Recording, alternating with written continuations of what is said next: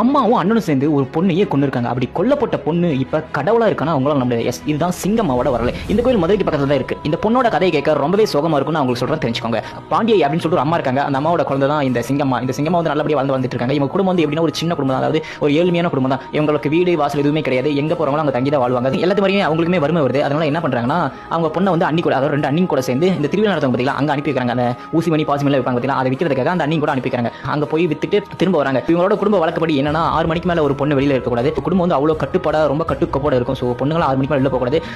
அப்படி போனா அந்த பொண்ணு ஒரு தப்பான பொண்ணு, ஸோ யார் கூட பழகிட்டு அந்த மாதிரிலாம் இவங்க குடும்பத்தில் எடுத்துப்பாங்க. ஸோ அவ்வளோ ஒரு கட்டுப்பாடான பொண்ணு. அவங்க அண்ணி கூட திரும்பி வரும்போது அங்க ஒரு 4-5 பசங்க அந்த பொண்ணு கிட்ட பேசுறாங்க. அந்த பசங்க வந்து இந்த சிங்கமாவுக்கு தெரிஞ்சுங்க, அதாவது பக்கத்தில் இருக்கவங்க அந்த மாதிரி தெரிஞ்சுங்க, பேசிட்டு இருக்காங்க. கொஞ்சம் கழிச்சுட்டு பேசிட்டு பக்கத்தில் வந்து அந்த 2 அண்ணிகளும் அவங்க வந்து கிளம்பி போயிட்டாங்க. இந்த பசங்க என்ன பண்றாங்கன்னா, சரி வா அப்படின்னு கூப்பிட்டு கொஞ்சம் அப்படியே சொல்லி கூப்பிட்டு போறாங்க. உடனே ஒரு பாலடைஞ்ச ஒரு வீடு இருக்கு. அந்த வீட்டு பக்கத்தில் போனோடனே கையை பிடிச்சி ஆரம்பிக்கிறாங்க. நம்ம கூட தப்பு நடந்து பார்க்கறாங்க அப்படின்னு புரிஞ்சுக்கிட்டு அங்க இருந்த பசங்க எல்லாத்தையுமே அடிச்சு போட்டு திரும்பி அங்க ஓடி வர பார்க்கறாங்க. ஓடி வந்து பார்த்து அண்ணிகளை தேடி பார்க்கறாங்க.